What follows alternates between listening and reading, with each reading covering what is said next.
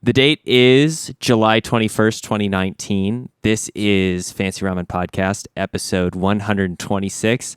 How do you like my mom's two-hit combo? I'm Scott. I'm not recording anymore. I'm sorry. Cookie's gone, and I'm Neil.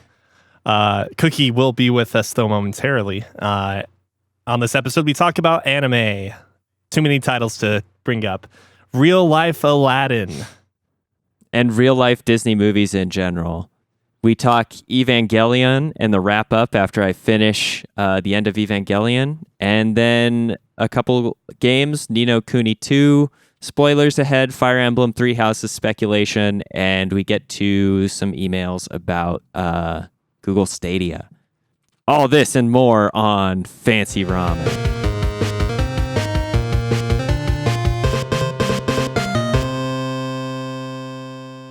God, have we not been together since my birthday? It's been approximately 2 weeks since the crew has been together. We took a hiatus last week. I can't remember exactly why. I think you and I were both essentially taking a quick vacation, and Neil was gone for work. I was not taking a quick vacation. I was just lazy. Hey man, I didn't want to call anybody out here because I'd be in the same boat. But yeah. Nice. So yeah, we haven't been together since my birthday. Happy belated. It's your excuse me, both day. I don't know what I'm doing. I'm sorry. See, when he did the cough and did the excuse me, I thought he was just gonna do a straight laced birthday after that. Yeah. Would have been a much better gag. I think Neil's gonna be inclined to sing a lot more now that you have even better recording quality. Maybe. I could see this. Oh God, I'm so underprepared for episode 126 of Fancy Ramen, a podcast about video games. I'm Neil. We're doing the intro first, baby. I'm Cookie. And I'm Scott. And we might still end up, doing the regular intro. But well, on today's episode, we're gonna listen to me talk about time travel fuckery and the many animes I've been watching. We had an email. We have a couple emails now. One of these emails entails that just very quickly says that we should introduce ourselves because apparently we all sound very much alike. They didn't say that. We look alike too. You'd never believe it, but that's why we don't end up doing video because we all look alike. Yeah, Cookie and I have the same haircut. Neil and I have the same eyebrows. Me and Neil have the same shirt. We basically look like a create a character game. It's just bits and parts of pieces of each of us randomly selected in order to get the best I don't know. The most handsome avatar. I was weirdly looking at pictures of myself with a little bit of hair, and I do look like just the generic black guy in the create a character screen without the afro though. Wait, but do you look like the generic black guy from a From Software game? Never. No. No, I'm not that bad. I don't know. I don't know if you've ever seen it before, but it's literally it doesn't look like any black person. No, they balloon the face out. It's really weird. I mean, they've got some generic. They've just got bad generic faces all around though. From Software is notorious for you hitting even randomize once and your character looking like every slider is at the max or min. Wait, actually, I might be thinking of Platinum games like Astral Chain, where it doesn't matter what race you are, you have the exact same anime feature set. Oh, yeah. No, that's yeah, we totally did talk about that too, yeah. But yeah, so I was gone for a couple weeks, or a week, in Breckenridge. So I'll open up the episode talking about things that are not video game related. And talking about Breckenridge, which is a resort town, someplace 2 hours outside of Denver. Wait, you ask, 2 hours? Isn't it only 80 miles or 60 miles? Well, let me tell you what, there's construction always going to happen. And when there's no construction, you're going to have traffic. So that is probably one of the worst drives I've been on, despite it being pretty short. It's just a lot of during snowboard season. Yeah, I don't think so, man. It's a deadlock. I don't understand how there's not a train between Denver and Breckenridge. There should be. Yeah, there could be. There was a bus system, but apparently now it only goes from the airport to downtown or whatever, Breckenridge, which I find to be not ideal. So when I was planning out my trip, I was thinking to myself, I could take the train in because that's, more affordable than flying in some cases. And then if I wanted to avoid driving there with a rental or avoid carpooling with someone, I could then take an Uber to the airport or a shuttle to the airport to take this shuttle to Breckenridge, which felt really counterintuitive. But what do you do in Breckenridge in the summer, as you ask? Well, aside from sleeping, cooking, eating, apparently Hiking? people go up the gondola in Breckenridge into like the ski resort area or this, the slopes, and which are mostly all grass at this point, and walk up and down it. They hike the trail. Yeah, which like I think it'd be like I understand like it's pretty cool and like the view's pretty nice too, but like you're also in like an open green field, like a sloping field. So it's not like if you were taking one of the trails around like into the mountains and so forth, hiking through the mountains. And obviously hiking's a thing. There's a couple lakes out there that are beautiful. I got very motion sick on the gondola, so I'm realizing like my old man mannerisms are starting to kick into effect fully at this point. Like I don't even know if I could go on a Ferris wheel without feeling the urge to vomit. It's the teacups all over again. Yeah, basically. And you don't play a whole lot of video games is unfortunately another trait of being in Breckenridge, aside from some mobile games. Right, or Nintendo Switch. Yeah, I did play a few, but that's about the gist of my week. Phenomena. What have you guys been up to? Well, non-gaming related wise, I've been watching some Netflix animes, quote unquote, I guess. Wait, does one of them involve magic? No. Oh, damn, okay. I'm curious. I don't know what the name of the anime is. I thought it was Tejima Senpai. I'm looking it up right now. Is bad at magic? Magical Senpai. Yeah, it's about a senpai who is bad at magic. That is not on Netflix, but I have been watching that as well. Ah, okay. And I also saw the first 2 episodes of How Do You Like My Mom's multi-hit 2/ combo. What?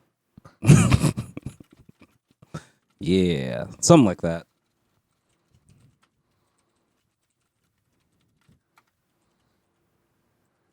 How do you love your mom and her two hit multi-target attacks? What is this?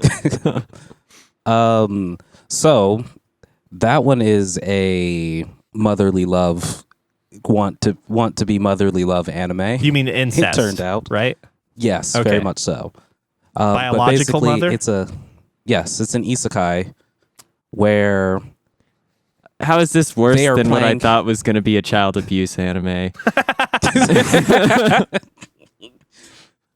So they're playing an MMO RPG. And it ends up being like motherly paternity something multiplayer online RPG. Just a bunch of M's basically. And everyone gets transported to this world to have a better relationship with their mother in order to leave the world. So basically it turns out the guy's like, I'm getting transported into a fucking video game? Oh, right. Then he goes and he's like, I'm sorry, mother. I promise I'll return one day. And then she follows behind him. And it's just like, and he's like, oh, so he spends the entire first episode. Why is my mom here? This was supposed to be my great coming of age time, and my mother's here. Also, she's super OP, because why not? Wait, so does the mother love the son too much, or does the son love the mother too much? The mother loves the son and wants to spend more time with her son. So she agrees to be transported to another world with her son to go on adventures in order to get closer to her son. But it's not like it's Oedipus then. No, not totally, until the last scene of the second episode when they were fighting a giant slime monster. And of course, the slime monster only dissolves the mom's clothes. And for whatever reason, like the son like tries to protect her, and as she is now naked, he is above her and keeps slipping into her cleavage. Oh, God. I mean, He's saying things like, I am scarred for life, and oh God, please help me. And she's like, oh, this isn't right. Don't do this. Oh. Yikes. But the anime I actually wanted to talk about was called Revisions. It's on Netflix, and it's all about time travel fuckery. It's actually really good because it's in the year 20. Oh God, I think it's like 2020. Shibuya gets transported to like 300 years in the future after disease has eradicated a lot of the humans. And this one kid gets saved when he's little, and his group of friends, and the time traveler who saved him says, one day in the future, only you can save the world. And he kind of took that to heart throughout his childhood up until high school when things go awry. The thing that really drew me close to this anime, that actually made me start really, really liking it, was whenever they did like a flashback scene of the kids and like them talking to the time travel character, they all had slightly different memories, and you kind of chalk it up to at the very beginning, they were really young, they're not going to remember exact details, so slight spoiler, so you're thinking you're getting like a bigger picture of what happened back in the day. So like apparently she left each kid a very specific message. At some point she had ended up getting shot. There was a dead body. Also, there was another person that might have been involved at some point. And then it turns out after a while, they actually get to go back to that scene. Like the main character goes back to that time period. And you find out it's because since the one time traveler is basically in a loop of she has a really shitty life, goes back in time, saves a little kid, and then ends up meeting him later in life, but before she actually met him when she went back in time. Time travel fuckery, basically. Mm-hmm. There are gaps in the children's memories, and they're remembering different timelines. So it's like, oh yeah, I guess you will have confusing time travel fuckery if you do anything messing with time. So why did you, when you introduced this to us, why did you say anime and a Netflix quote unquote anime? And I'm using the air quotes in case, for everyone. In case anybody can't see into your room. Yeah, those of you who haven't used divination to like pop in on our podcast. Because I'm like any anime that's done completely in CG that looks like it's CG, I'm not really going to consider an anime. And that's just me being biased and rude. So does that mean that Gantz is not a manga because the entirety of Gantz is done in 3D rendering and then they draw over it? Is that how you pronounce that? I always pronounce it Nats. Gantz. But there's no. I'm only following like the fact that there's no sound in in Japan. In Japanese. Holy cow! I can't talk. I haven't done this in a while. There's no sound in A. Like, yes, there is. But in Japan, I was like, they can't hear it. In Japanese, we're both like, okay, this is fine now. But yeah, I don't know if they did sense. the same thing for the anime. I wouldn't be surprised if it was all CG, but I never watched it, so I can't really say. I also never watched it. I watched the first episode. And it's like, oh, main character died at the beginning. Cool. This is going to turn out to be really good. Ooh, what's that over there? But yeah, that's just personal thing of like, I don't know if I can consider something that's completely done in CG an actual anime. What do you call it? 3D anime? I would call it 3D animation. Japanese 3D animation. It's kind of like watching a giant robot anime versus a Gundam versus a mecha. Oi. Point taken. Okay. How long is the season going to be? It is 24 episodes. Oh, right. Netflix. So it's already all out. Yep, it's already all out, and it's a nice, good ride.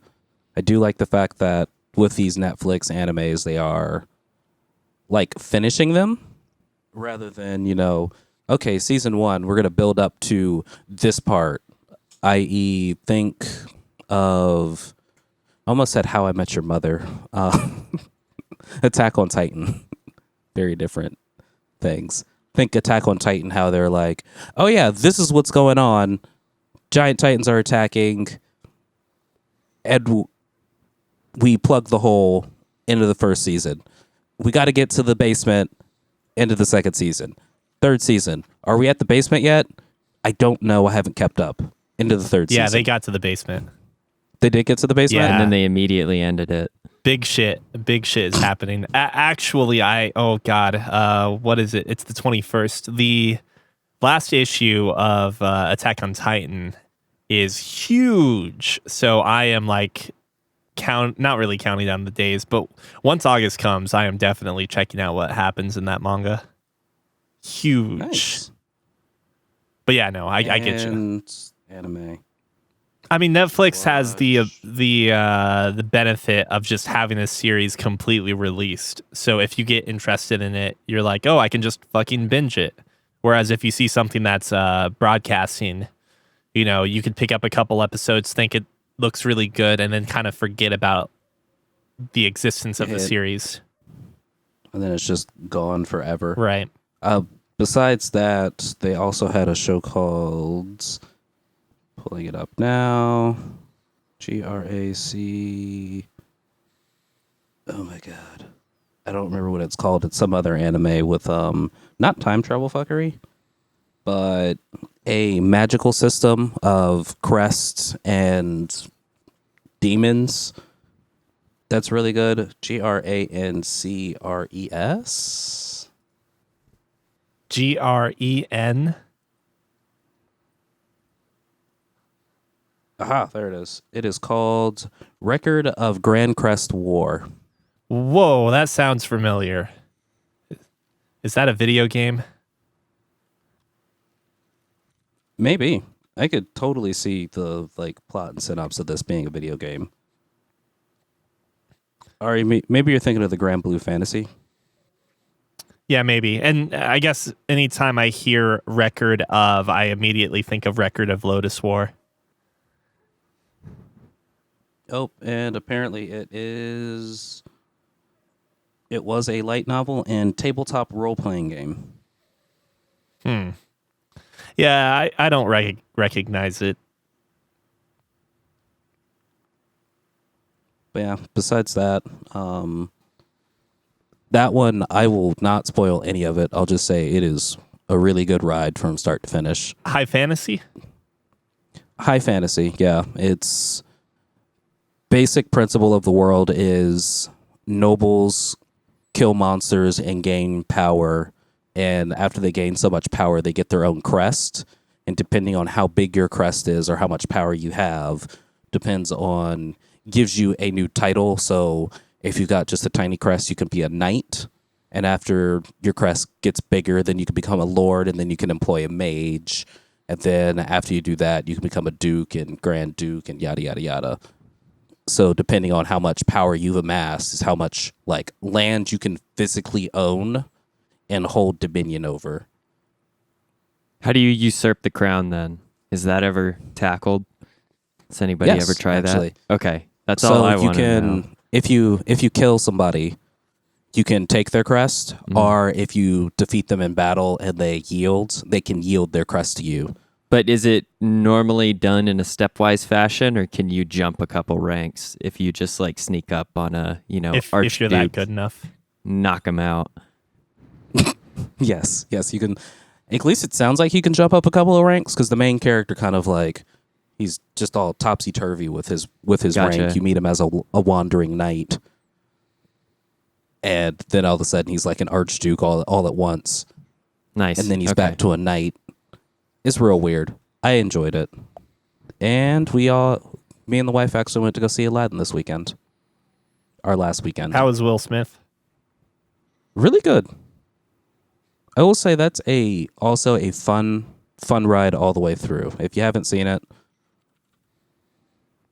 I guess wait until Disney Plus comes out and then see it, or you can go to the movies and see it. It's up to you. I'm not your mother.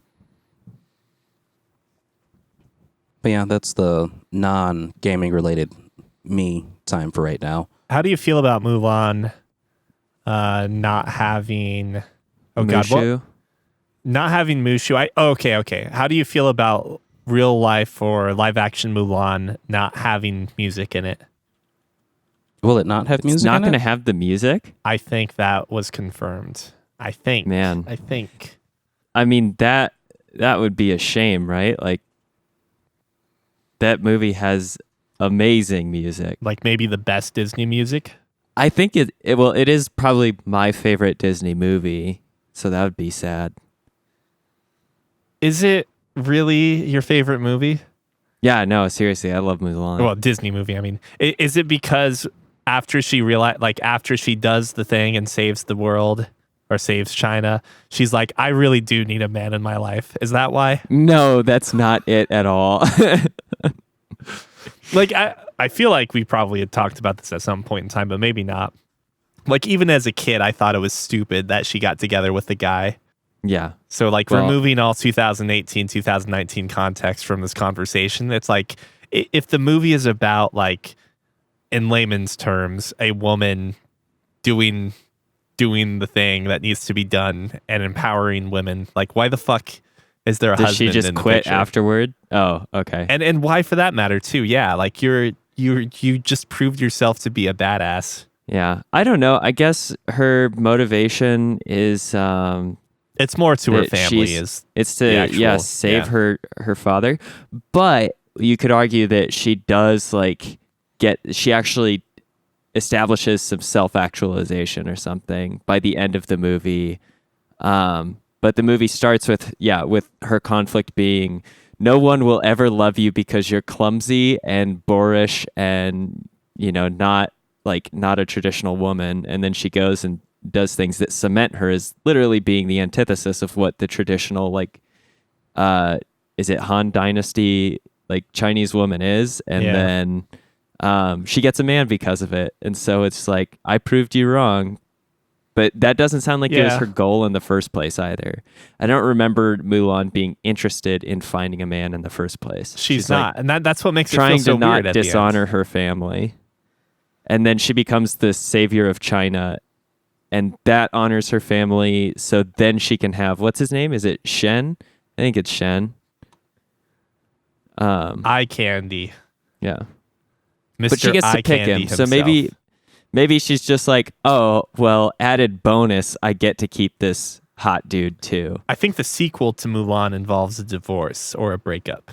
I mean, all I know is he's her spoils of war, and that's fair. But yeah, I don't think there's music. Not seeing this movie.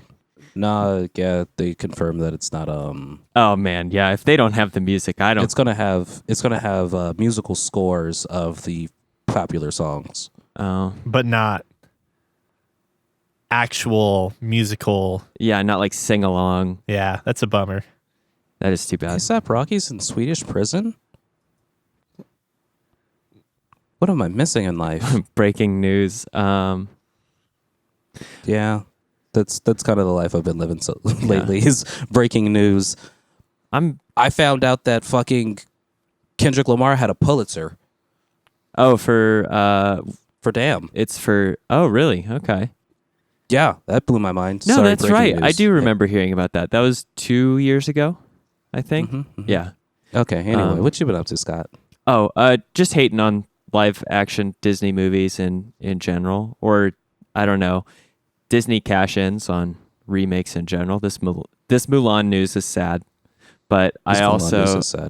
I've been reading the reviews of Lion King as well, that they've been middling in their success.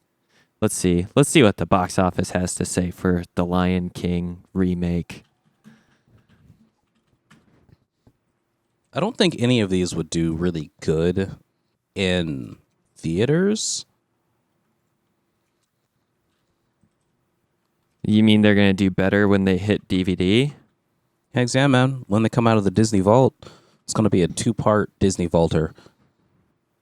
Now you can get the Lion King and Lion King Donald Glover version. Just All kidding. at the same time. Critical review may be against the Lion King, but box office numbers are big. So let's see. They're hit 55 in Rotten Tomato. 50 million for Metacritic. their domestic opening, and then they made 98 million in China already. So let's see. Wait, how much was their thing? So locally in North America, okay. 1 second. Here we go. From CNN Business, we have the movie has made an estimated 531 million worldwide. 98 million of that is from China, our the second largest movie market in the world. It has received a 55% score on Rotten Tomatoes, and as far as critical reviews go, people are pretty disappointed. They think that the animals are weird and kind of lifeless. Well, I mean, they did have to kill a bunch of lions and then automate their bodies with machines. Yeah, everybody thought that this was CGI, but it's more like the Chuck E. Cheese robot band that they used for this movie. I don't know. I saw a scene of Donald Glover singing Hakuna Matata via one of like a trailer on Jimmy Fallon. Is he? And it made me uncomfortable. Is he He's Simba? He's Simba. Yeah. Damn. I mean, That's their a good cast casting. is good. Yeah. I think they did great job casting. Yeah. So hold up. Would the movie be better potentially if you just turned off the computer display as you're watching it? So you're just listening to it? I don't understand. I mean, yes. Or rather, I would say, is maybe the soundtrack of this movie worth more than the movie itself if the animation is what, you know. Is Uncanny Valley-y? Probably. Because I think if they do what they did with Aladdin and like modernizing the songs, then yeah, this soundtrack's going to be ballin'. I mean, yeah, they have Donald Glover. They have Beyonce. Not that James Earl Jones sings, but they got James Earl Jones, and he can throw a couple of lines in there. I mean, his voice is musical enough as it is. Oh, John Oliver, Zazu? Yeah. I mean, I thought their casting was solid, but I'm not interested in seeing the same movie again. And partially this is because it's not a cash grab directed at me. I don't have a kid to take to the movies. I have no need to relive my childhood or anything like that. Ooh, does that mean you're does that mean you're gonna definitely watch the Little Mermaid remake then? I'm not gonna watch any of them. Why? That one's gonna be a black movie now. I mean, it still has to be a movie I want to see.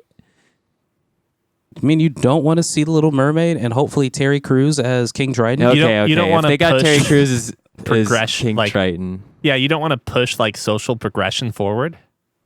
Okay, this is I see that I'm being backed into a problematic corner here, but I'm afraid Racist? that my hatred for Disney outweighs my my Love societal. for black people. Wow. Okay,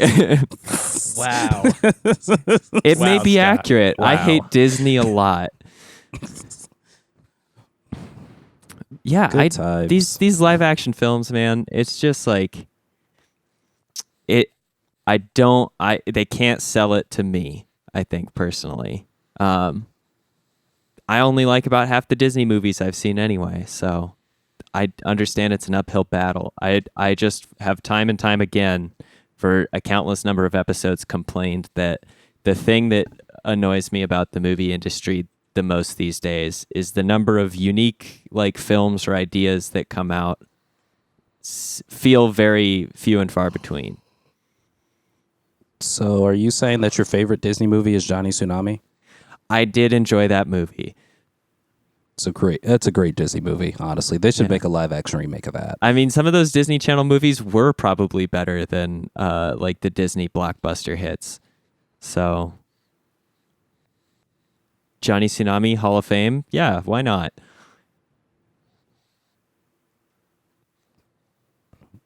Oh, Rip Girls. Anyway, nice. Yeah. So we're all in unilateral agreement. Disney can do no wrong. Yeah, I believe that's what we took away from this. When they have a new IP come out, I will check it out. But as long as they keep showing movies that I already know the story to, it's not gonna work. I did watch a movie that was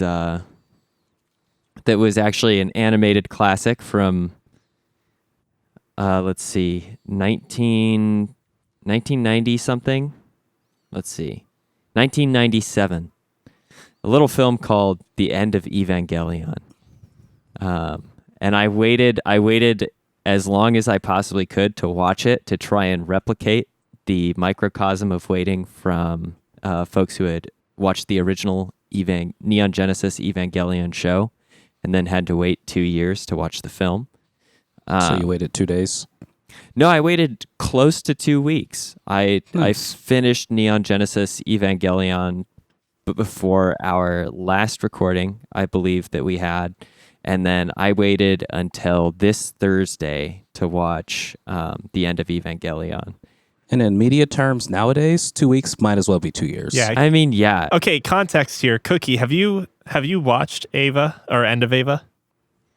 I have seen all of Evangelion. I have not seen it as an adult, so how much I actually understand, 50-50. I mean, Hey, we let's probably play wouldn't the understand game much where here. Yeah.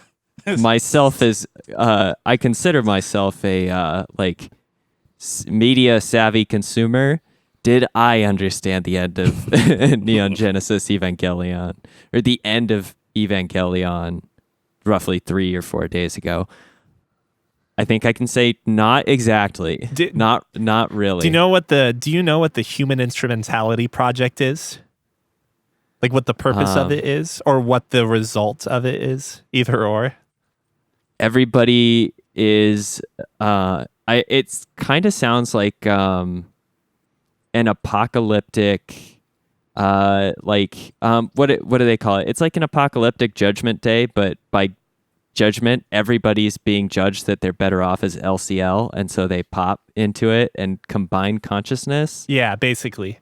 But Yeah, and they fill the void in their hearts or minds. But I think that do you understand premise, the context between the endings of episode 24 and 26 and how it actually relates to the end of Ava?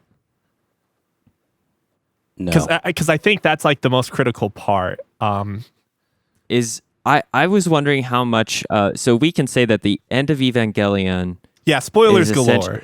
It branches out from episode 24, at least as far as I understand it. Yep, initially. Shinji's like right off of I just popped the head off of this person that said he loved or liked me, depending on how Christian I need to be. Exactly, yeah. Like if we're talking, I think original source material, his potential gay lover. If we're talking Netflix edit, his best pal. I would I would actually argue that the original translation, the original localization actually might have been but the difference between like and love in Japanese to begin with and how we localize it is kind of up to the localization team. The original I'm just gonna say you can interpret it any way you want, and whether or not you've actually started to realize it, there's multiple timelines in Ava. So there's definitely a timeline where Shinji's the top, and there's a timeline where Kaoru is the top, okay? So, and there's a timeline where they're both good Christian boys. You're just trying to make a pop the top joke. But the big thing to take from from that is not so much like the local or whatever. It's the fact that like 25 and 26 are going on internally in some way in Shinji, like towards the end of the movie. You can kind of think of it as, and like so we would say that the end of Evangelion is actually the context of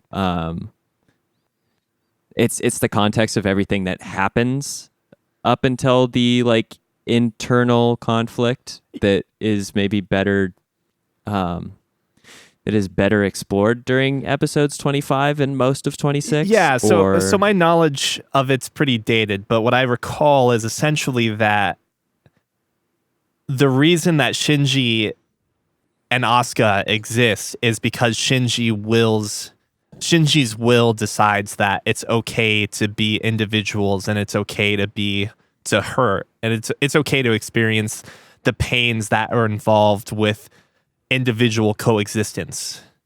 Mm-hmm. Instead of isolationism or the human instrumentality, which essentially means all humans become one unified consciousness or whatever, however you want to interpret it. Essentially, Shinji's given keys to, like, what is this, the third or fourth impact? I don't really know what you call it. I think it's the third. And so Definitely the third. So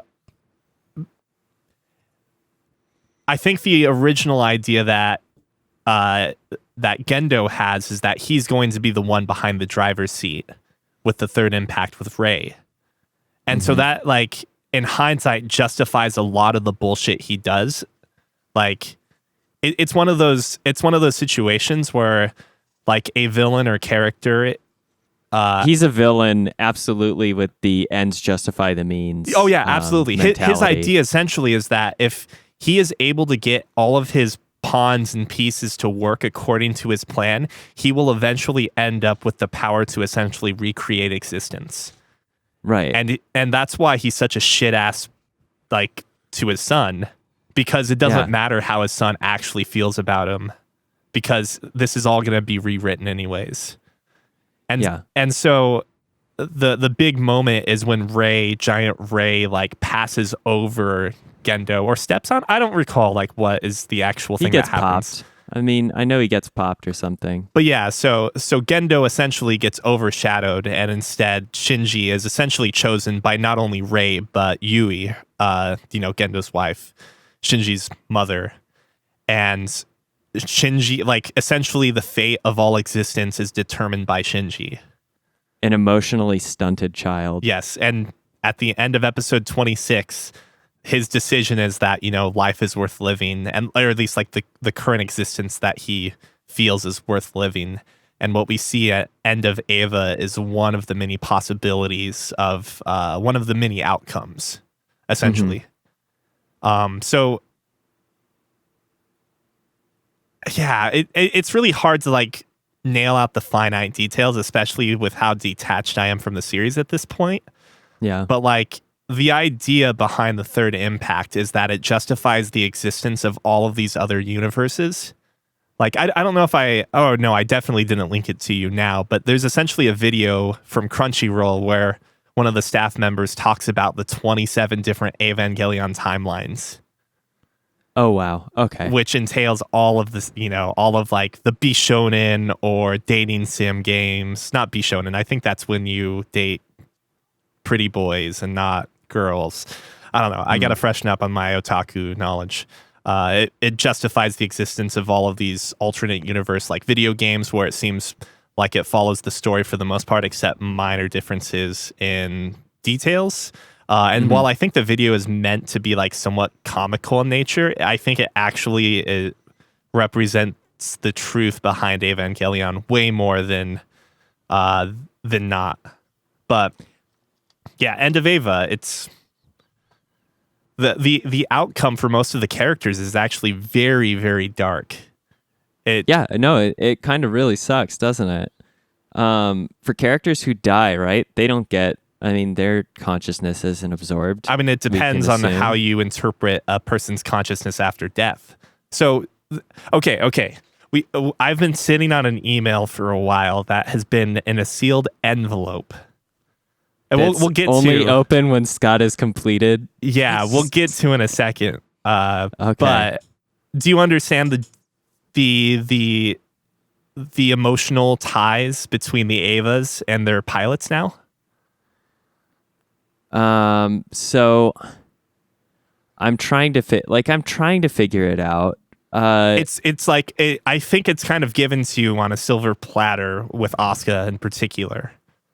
Yeah, that her Ava is her mother or Yes. whatever. Yeah, and Shinji's is his mother, but the question begs, like, if Rey is Rey her own mother in her Ava, or I guess because Rey is Lilith, is that what's revealed? I feel like that's sort of revealed, is that she may be an extension or like a subsidiary component of Lilith. Yeah, she's either Lilith or Lilim, right?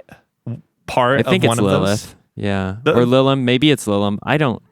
Man, she's Lily. We're gonna say Lily and just not add the consonants at the end to determine which one's the right one. But like Lilith gets up at the end of the movie, right, and essentially transforms into our visage of Rey.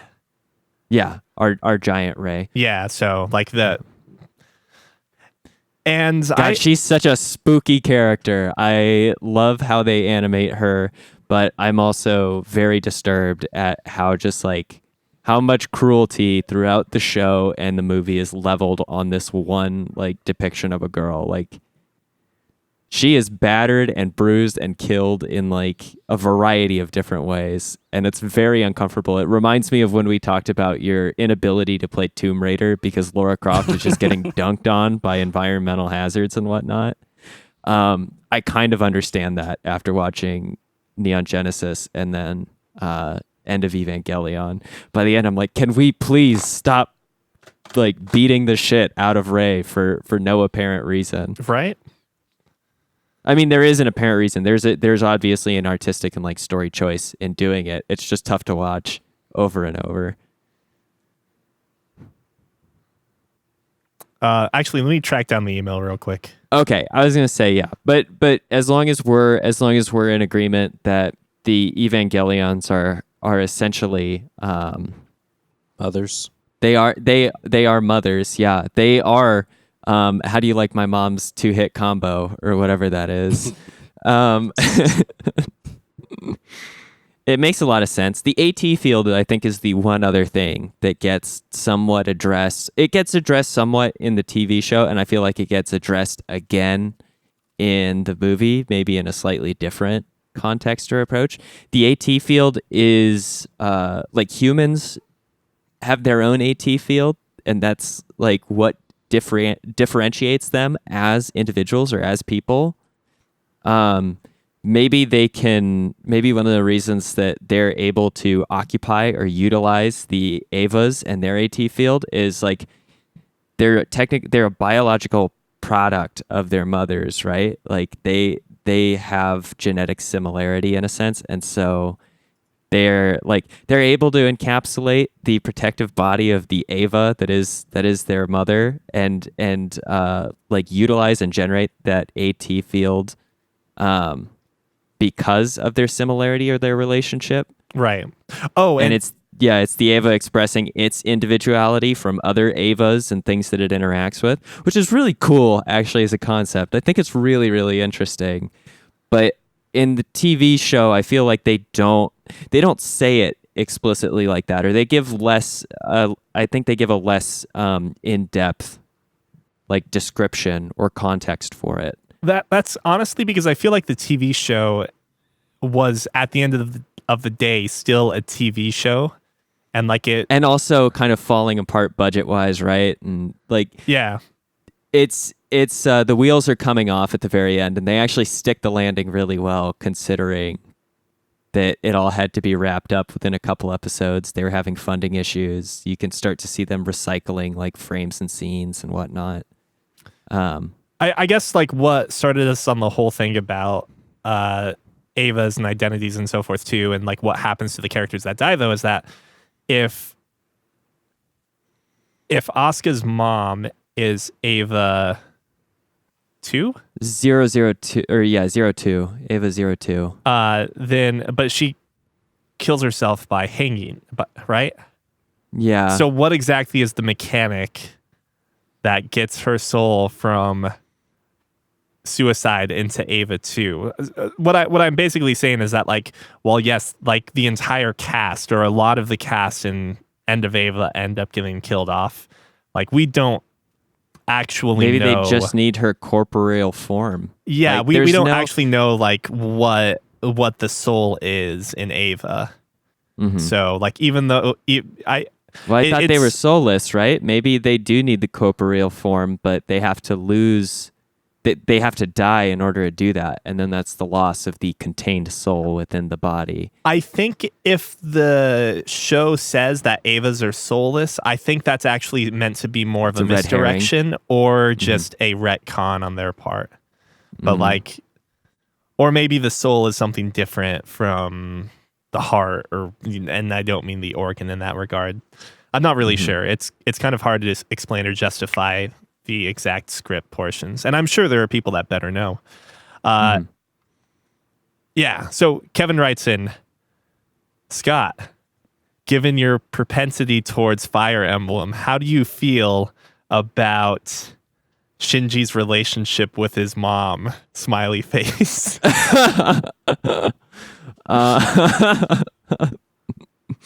Oh man, I was smiling with anticipation before I heard any of the email. Oh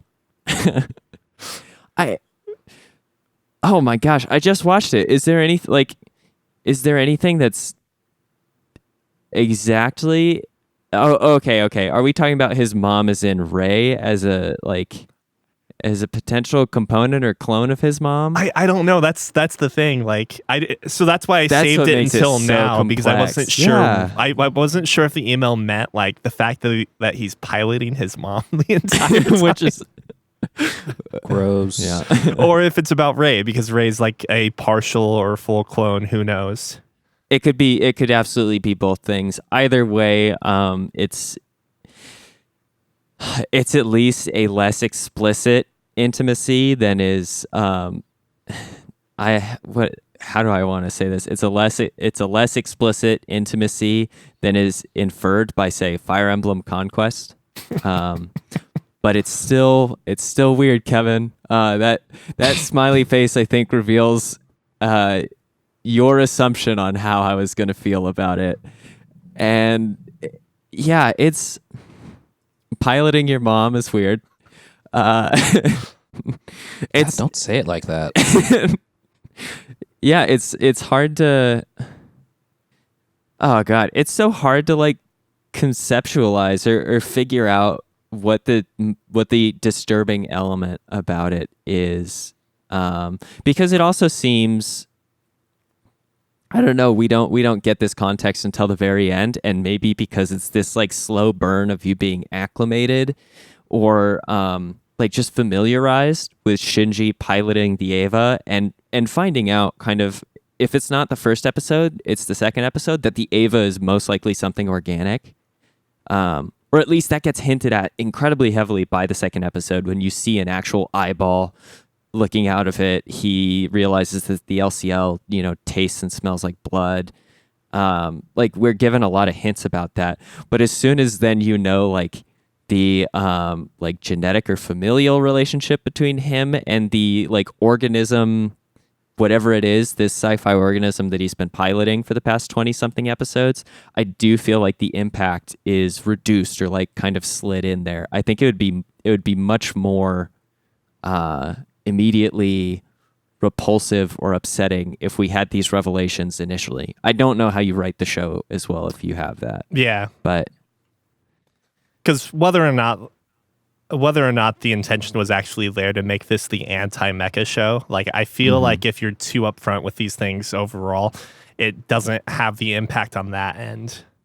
It does kill kind of the intrigue and the mystique. Yeah. But I think it's a fair disclaimer or like statement to say, at least my opinion, which may be different from that of the Fancy Ramen crew or Fancy Ramen as an entity or whatever our lawyers say is the most safe option. I can say personally, you should never pilot your mom. And if that means the end of the world, so be it. It's such a weird show, man. I feel like it transgresses a lot of boundaries, maybe even more so by today's standards. But end of the day, I enjoyed it a lot, and it's nice to have the context that the end of Evangelion could, like, the very end of Evangelion could operate as an alternative conclusion to what we are presented with at the end of like episode 26. I like shows that utilize a sort of multiverse or multi like ending option, as long as it's done well and each ending feels like distinct. There's nothing that's really a cop out, or it doesn't feel earned. The only reason that the, like, I guess, happy conclusion of episode 26 feels earned is because we've been watching this like emotionally tortured and like stunted kid deal with his insecurities and problems for 26 episodes and like develop character growth, but still demonstrate like vulnerability and frailty, and he's just struggled like from start to finish. That it feels much more earned than like the quintessential hero character always being a hero, getting to the end, and then still like with little to no consequence, like pulling a happy ending out of the last like 10 minutes of a show. To cap it off, I'll tell you, the manga does a really good job of like letting you actually know what happens, kind of. It's also like a slight variation of the retelling, so you could consider it like another possible timeline. So if you want to read maybe like the slightly lighter and more optimistic version of that story, I absolutely recommend it. You can probably find it all over the place. It's you can honestly skip around a bit too, although like there are changes. And then the Rebuild movies. There's 3 of those, I believe. Yeah, and the 4th one's in production right now. Those are very interesting. I'll just say that 1 came out. I think reception was good overall. People were... I don't know if people really knew about the timeline things that well during Rebuild's first release. But there's like obviously some things that make you think like, this is not normal, guys. Like something's off. 2 comes out and big changes start happening. And that probably was received the best out of the 3 movies, with extreme amounts of hype at the end. And then 3 comes out, 3.0 or 3.3 or whatever, and it is like, I think the majority of people are like, fuck this. I think it's really interesting. Maybe not universally hated, but it's a very, very different thing by 3.3.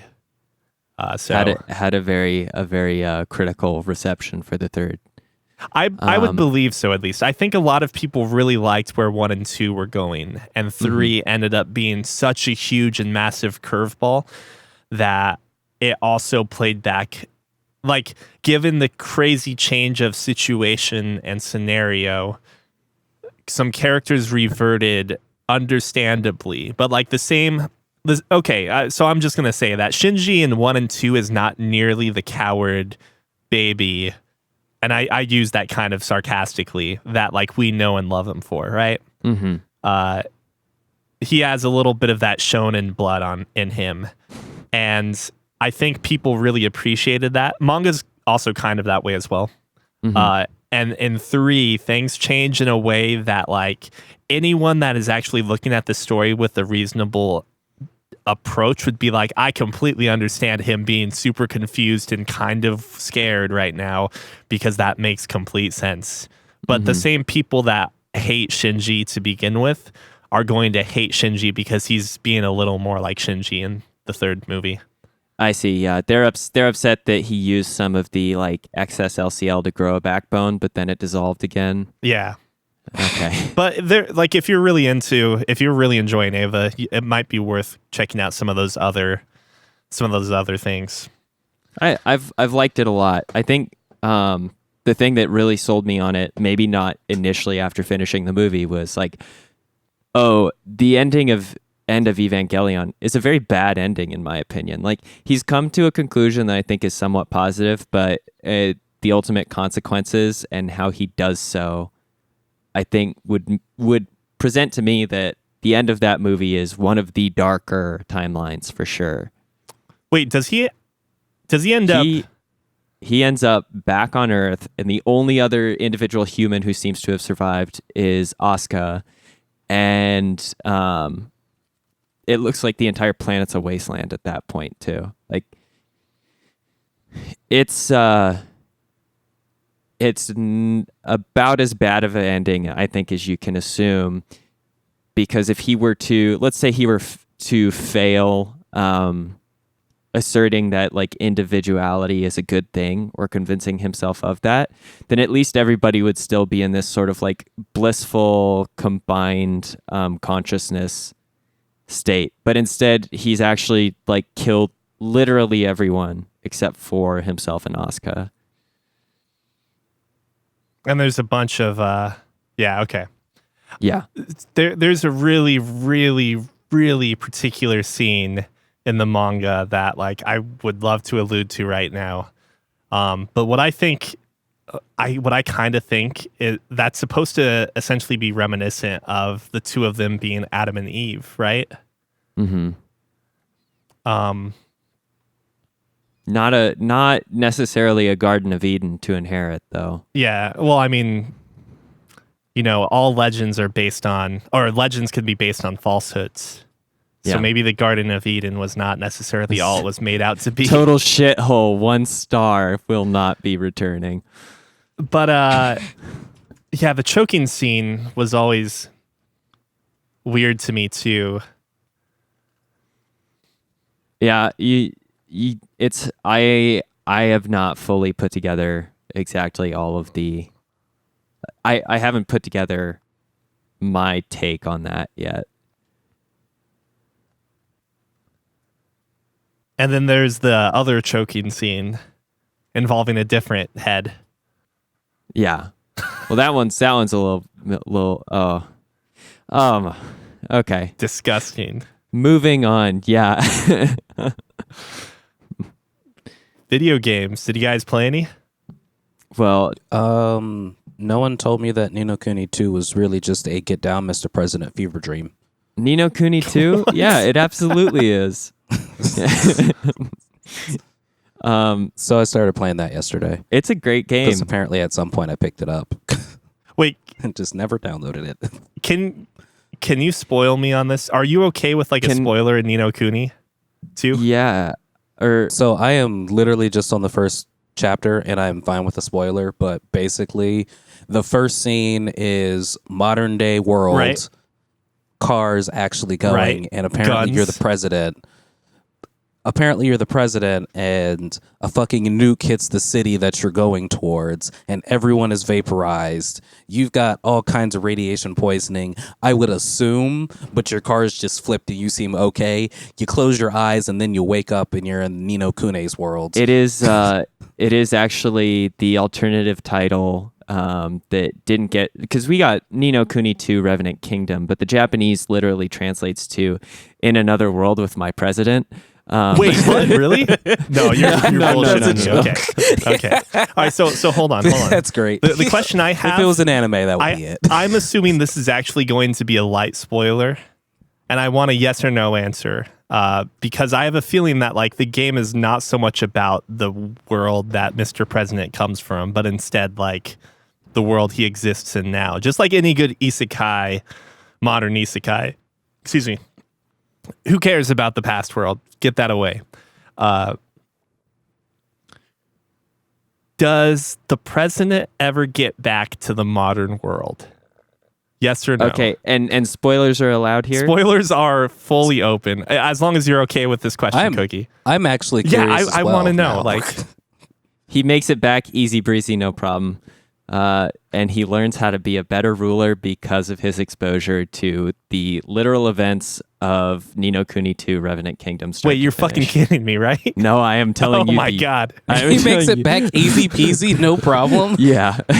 He's just does he get to the Emerald Castle at the end of the Golden Brick Road and then just say there's no place like home as he clicks his toms together 3 times. Yeah, basically the Wizard of Oz is like, you guys had it in you all along. You could have been a great ruler and not had that nuke blow up your car. I actually can't remember. What happens to that city? It's That gone. the nuke blew up if he makes it back. I'm assuming him getting back at some point allows him to prevent that from happening because it's a if I Ghibli remember game. correctly, he stops the nuke this time. Because he totally... it seemed like he didn't know about the nuke the first time. And how is he going to stop the nuke if he's in his car heading towards the city that blows He just up? uses a magic spell that he learns. Okay, throughout the course of the game. Can I tell you something else very important very quickly? So you just know that like Ni no Kuni 2 has this like secret conniving, like shadowy guy who is he's the final boss essentially, right? Oh, let me guess. He's also the ruler of the country that sends the nuke. So no, but you're not that far off, I guess. I was gonna say that doesn't sound bad. Yeah, your writing is much too good. So he is the ruler of a decimated country. Essentially, let's say he's like a pharaoh of ancient Egypt, and he's come back and he's like, ancient Egypt may have been destroyed, but I still live, and I will resurrect my kingdom. And he wears this snake helmet, and he's got greenish skin, and he's this mysterious guy at the very end, of course, before he confronts your party. He withdraws the snake mask, and this man with green skin is the president's doppelganger. Wait, really? So yeah, he's the fantasy twin of the president who has been transported to this world. Oh, what? Yeah, so Mr. President, I even forget what his name is. Mr. President. Because he really for all intents and kind of purposes. falls into a secondary character role once you start playing. He as really the does, principal. yeah. He literally becomes the president's bodyguard. Yeah. The president becomes the president's bodyguard. Yeah.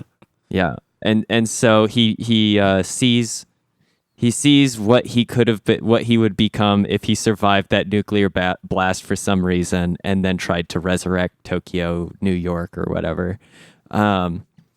Also, I think New York.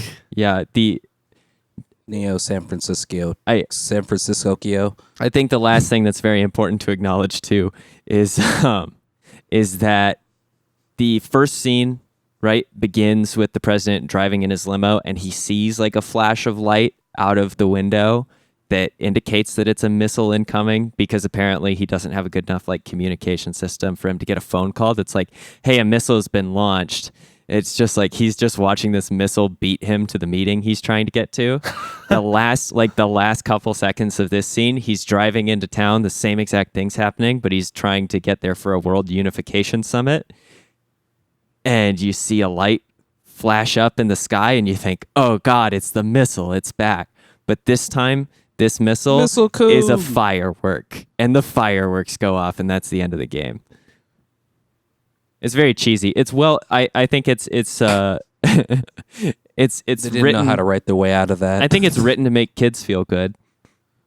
I mean, and at the end of the day, why I thought this probably wouldn't matter so much is because the actual game is more about Prince, the child's king. Exactly. The little lord. Yeah, I guess so. Are His you kingdom not? doesn't. I mean, his kingdom could have all been a dream. I was honestly thinking it was all just a fever dream, and he's got all kinds of radiation poisoning. Yeah. And that's what it's going to turn out to be. Because, if I got hit with a nuclear missile, I'd probably imagine myself in a different world So where I got superpowers and shit. So when you watch The Cat Returns, another Studio Ghibli classic. Do you believe? One of the few I haven't seen. Oh, Yeah. then I can't. Same here, weirdly enough. You guys are like I've even plebeians seen. to Ghibli. I think I've even seen the follow-up, which is Sound of. Or wait, I guess maybe it's the prequel, Sound of. Yep, Sound of it's Your Heart, the prequel, or or it's Sound the of the first Heart. movie. Okay, That's a good one. I do The Cat enjoy Returns that is one. good, especially if you like cats. I guess you don't guys. You guys don't like cats.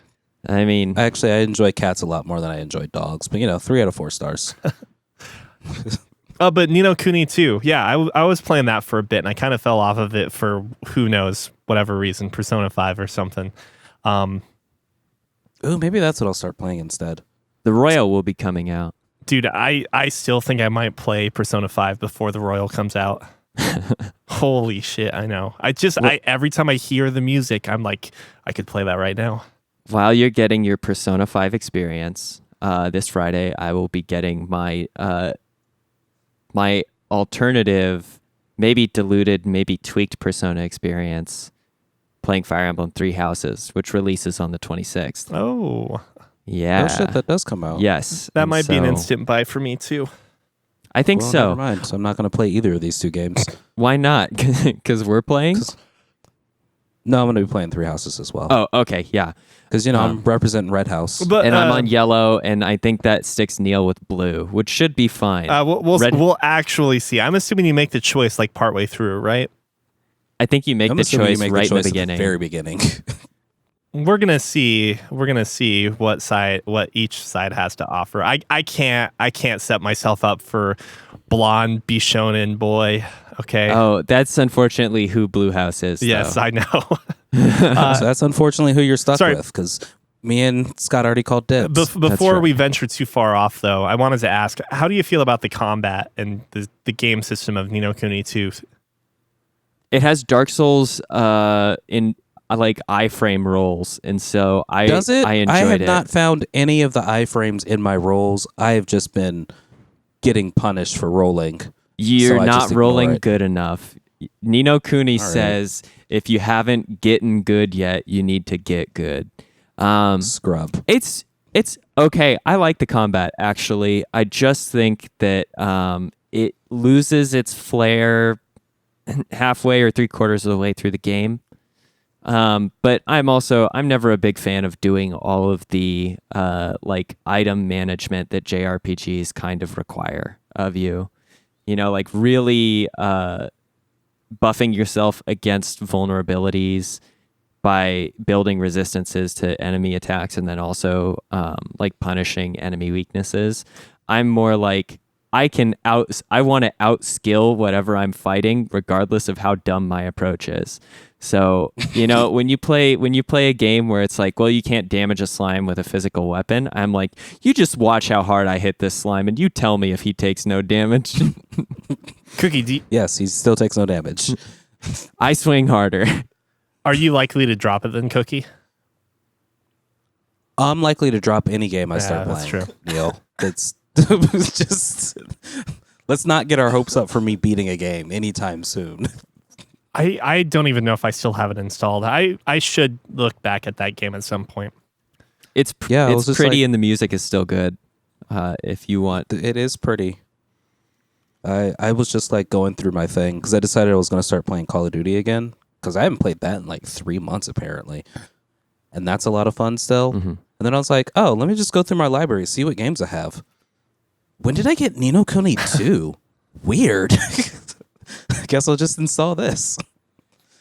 See how pretty it is. It's not 2 players, is it? I don't think so.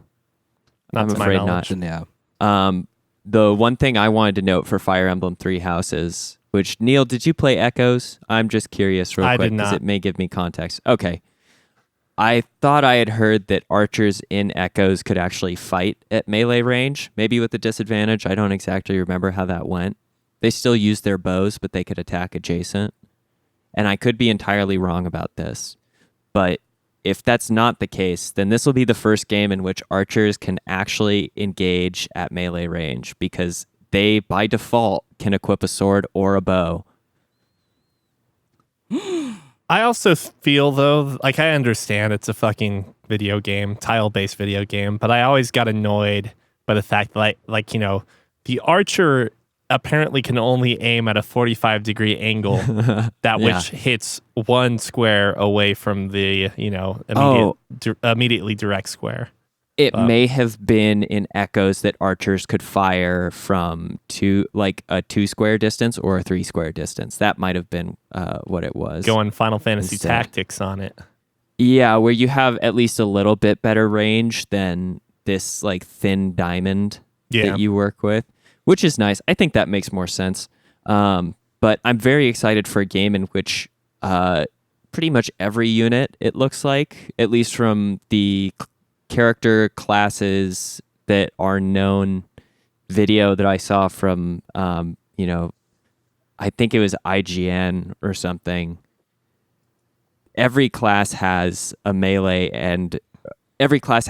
option at minimum, it looks like, besides maybe the sniper, which is an upgraded class, and maybe that makes sense why they can't have that versatility. But the fact that archers are no longer just shit out of luck when someone has closed the gap on them is kind of, it's nice. That Scott, should be pretty satisfying. Last I checked, an arrow's velocity and momentum does not grow stronger past a certain distance. If I shoot you with a bow and arrow, at the point blank range, it should still hurt, right? Right, but maybe I can just maybe the reason you can't use a bow and arrow point blank range is because the other enemy can just keep slapping your hand that's trying to draw an arrow and be like, no, stop, no, don't do that, Stop it. Yeah. They can just mess with you. Meanwhile, if you have a sword, I dare someone to try and slap that sword barehanded out of your grip. Depends how high your agility stat is, or speed stat. I don't recall what you have in. Yeah, Fire they catch Emblem. the blade. I think it's speed in that one. And luck. I mean, you need a luck stat for that too. Yeah, I'll most likely pick it up. We'll see though. We'll see how busy I am Friday. What we're gonna see is how convinced you are that you can tolerate this blonde-headed royal kid, while Cookie and I take the two cool characters. If it's anything I learned from playing, is it Conquest and Birthright? Yeah. With Tiffany, is that now? Granted, I ended up picking the right one in that case. You picked Conquest? I picked. Yes. Oh, it doesn't matter. Okay. Were you European bad guys or not? That's really the question. I did Birthright, and Conquest doesn't feel like you're playing on the good side. It's like you're definitely bad guys in Conquest. It is the better of the two games. It is the better of the two games mechanically. Watching Tiff play it, I think Birthright is turning Fire Emblem. It's not a bad thing. It's just on the easy side, right? Yeah, and it's kind of lame. But in any case, though, that if you had I think you could have downloaded the demo for Fire Emblem and played up to the point where you have the branching path.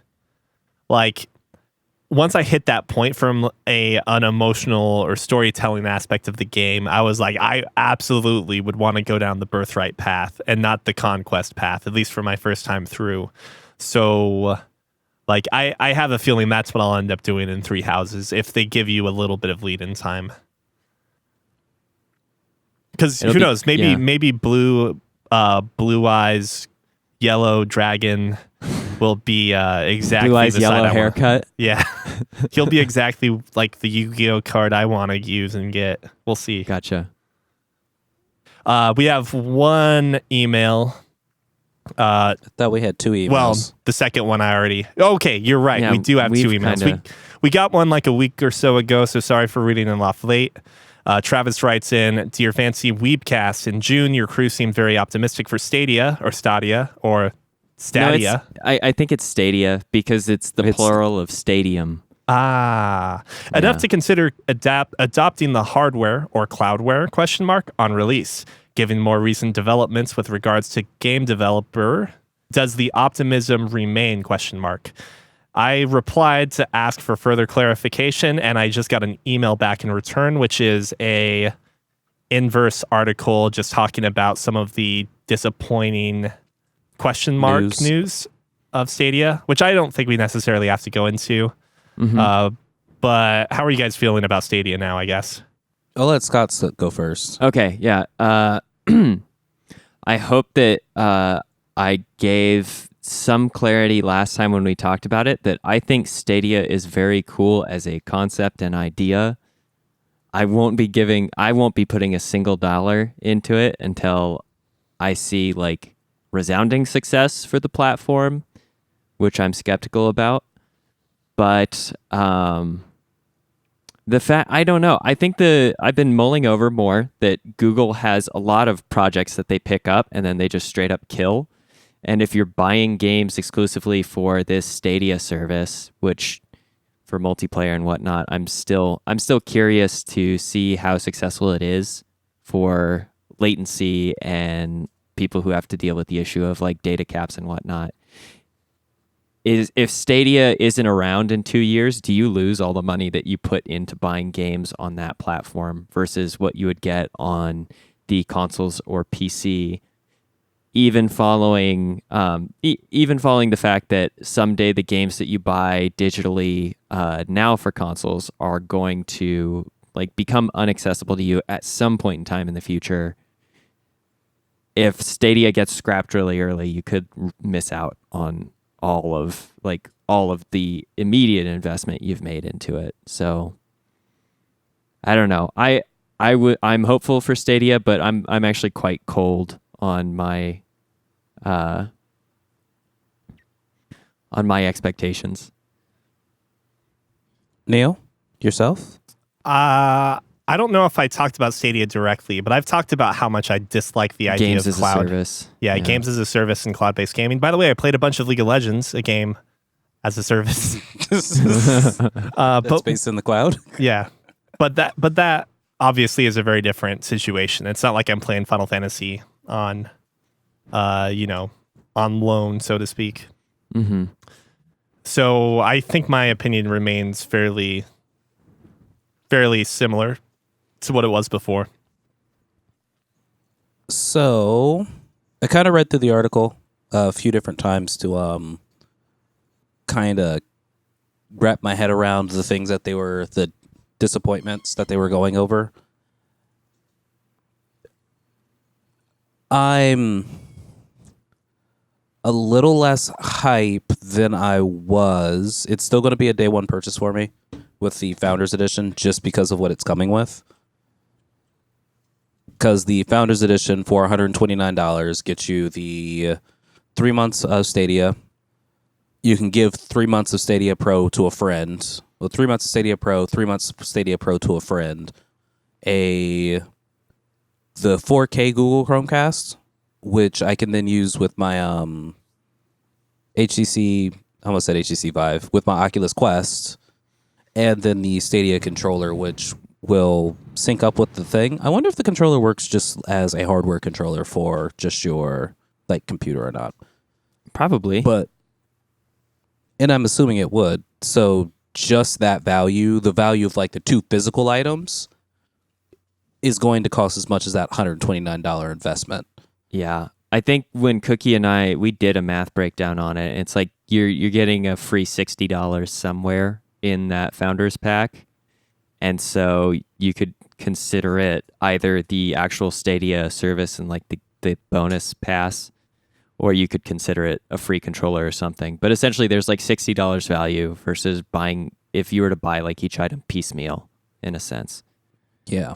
So I will say so nothing in that article is actually what kind of cooled me off a little bit more to Stadia.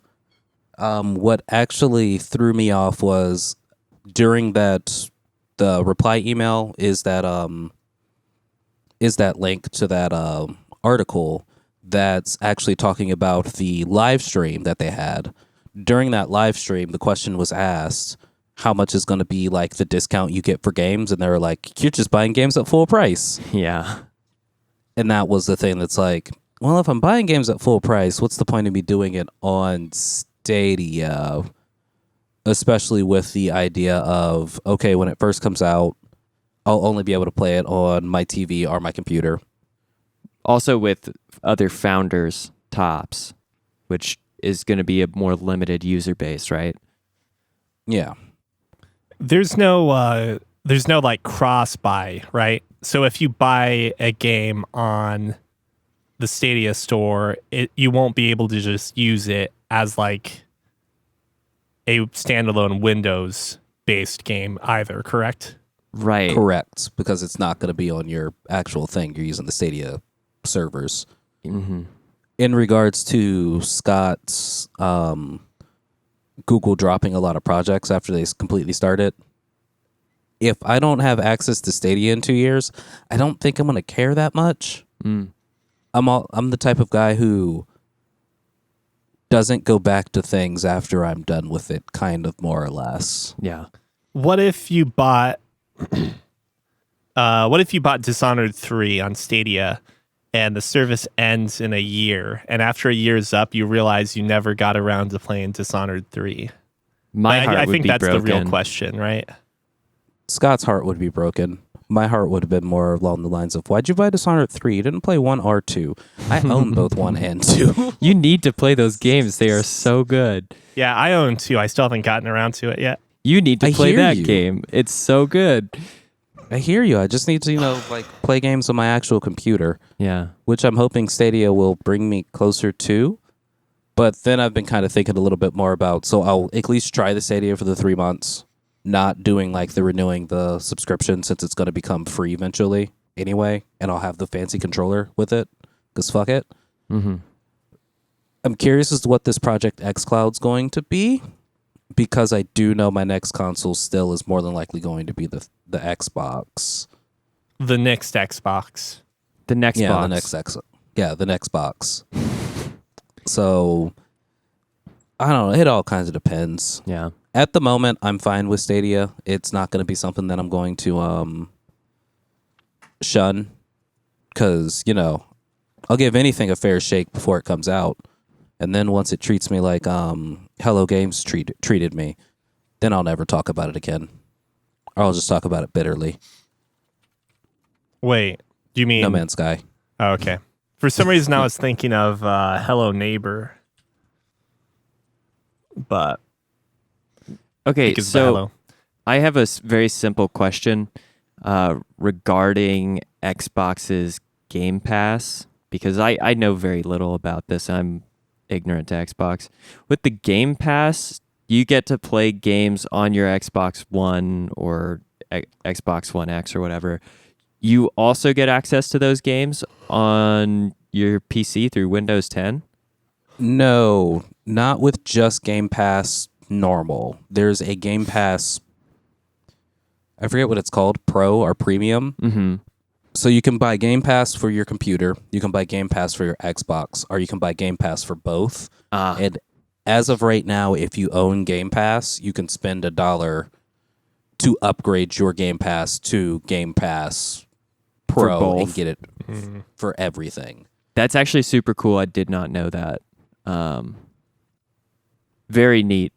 Would have saved me. Let's say I were using that service. The fact that I picked up Divinity for PlayStation, and then because of the Steam sale, picked it up again at half price again on Steam. I could have just done that once with the Xbox Premium or Pro Game Pass. Or you would have just had it for the Xbox Premium / Pro Game Pass.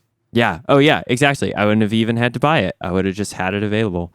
That's super cool. Did not know that. And that's what I like about the whole idea of Stadia. If it does become as universal as they want it to become, then that's great. They just have to have a bigger install base, I guess. Unless PlayStation and Microsoft allow cross-server cohabitation. But what Microsoft is doing with their games as a service is beautiful. PlayStation, you need to do something for me. Just something. All right, I think that caps it for this episode of Fancy Ramen. You can write into podcast at fancyramen.com. We're on Twitch at twitch.tv/fancyramentv. Cookie Skim Milk, that's CUKISKMILK. And J Frey all day for Jay, who is not typically on the podcasts, but in the Let's Plays. For John, right? Does he go by Jay ever on the podcast? If you have listened yeah, to previous, he goes by John. You're right. I'm sorry. Okay. But Jay Frey, I guess, is the pseudonym. which is Jay. F-R-A-Y. All D-A-Y. That's it, right? You can spell all, but you can't spell day. Don't hesitate to tell your friends about us on our long ass podcasts, because you can listen to anything at 1.5 speed, and that just shortens it just enough. Yeah, and then in that case, our introduction is just the same, but we all say with the high pitched voice. All right. Have a great week, everyone. Bye. Bye.